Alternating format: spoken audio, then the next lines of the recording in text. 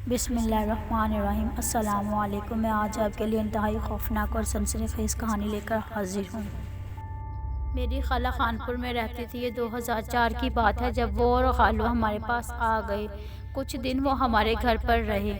انہوں نے رینٹ پہ گھر لے لیا اور ادھر شفٹ ہو گئے۔ وہ گھر کافی پرانا اور بہت ہی پرانے طرز کا بنا ہوا تھا اور اسے دیکھ کر بہت خوف آتا تھا۔ ہم بہت کم لوگ ادھر جاتے تھے۔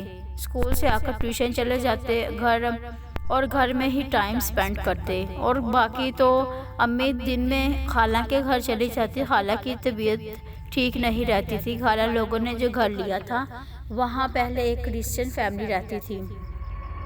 ان کا آدمی کالا جادو جانتا تھا۔ کافی لوگ اس کے پاس آتے تھے۔ محلے والوں نے تنگ آ کر وہ گھر خالی کروا لیا تھا۔ اس کے بعد وہ گھر خالہ لوگوں نے لے لیا۔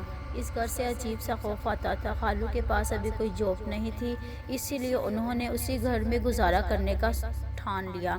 اسی لیے دن گزرتے گئے اور وقت بھی گزرتا چلا گیا۔ ان کو ابھی اس گھر میں کچھ دن ہی ہوئے تھے کہ عجیب و عجیب واقعات ہونے لگ گئے۔ کبھی دیوار پہ خون لگا ہوتا، کبھی صحن میں گوشت کے ٹکڑے پڑے ہوتے، کبھی کپڑوں پہ کٹ لگے ہوتے تو کبھی گھر سے چیزیں گم ہو جاتی۔ خالہ جب خالو کو بتاتی تو وہ کہتے تمہارا وہم ہے اور کچھ نہیں۔ وہ ان باتوں کو زیادہ ہوا نہیں دیتے تھے اور ان پر یقین بھی نہیں کرتے تھے۔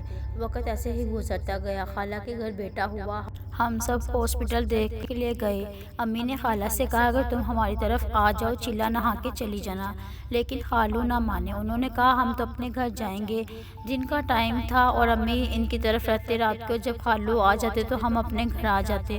میرے ابو تب سعودیہ میں جاب کرتے تھے۔ گھر پہ ہم بچے اور امی ہوتے تھے، اسی لیے امی خالہ کی طرف زیادہ رہتی تھی۔ بچے 3 دن کا تھا، سردیوں کے دن تھے، دسمبر کا مہینہ تھا۔ سب لوگ جلدی کھانا کھا کر بستر میں لیٹ جاتے تھے۔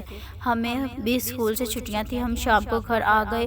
خالہ لوگ بھی کھانا کھا کر سو گئے۔ رات کو خالہ کی آنکھ بچے کے رونے سے کھل گئی۔ خالہ نے دیکھا کہ ایک بہت عجیب عورت بچے کے پاس کھڑی ہنس رہی ہے اور بچہ رو رہا ہے۔ خالہ نے جب یہ دیکھا تو خالہ کے ہوش گم ہو گئے۔ خالہ نے ہمت کر کے خالو کو اٹھایا۔ خالو نے جب اس عورت کو دیکھا جو ان کو دیکھ کر ہنسی جا رہی تھی، خالو نے اونچی آواز سے سورۃ الناس پڑھنا شروع کر دی اور عورت غائب ہو گئی۔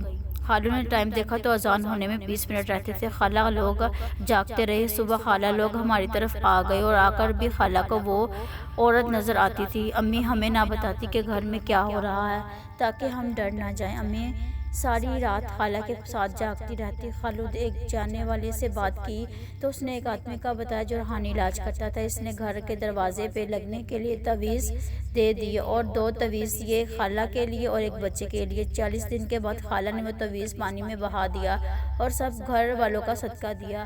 پتہ نہیں وہ کون تھی اور کیا چاہتی تھی۔ اس کے بعد خالہ نے وہ گھر چھوڑ دیا۔ آج بھی خالہ کو ہم تنگ کرتے ہیں کہ اتنی بڑی ہو کے اب ڈر گئی تھی، لیکن یہ وہ جانتی ہیں کہ ان پہ اس ٹائم کیا گزری تھی۔ I hope you like this video. Please like, share and subscribe to my channel and don't forget the press bell icon.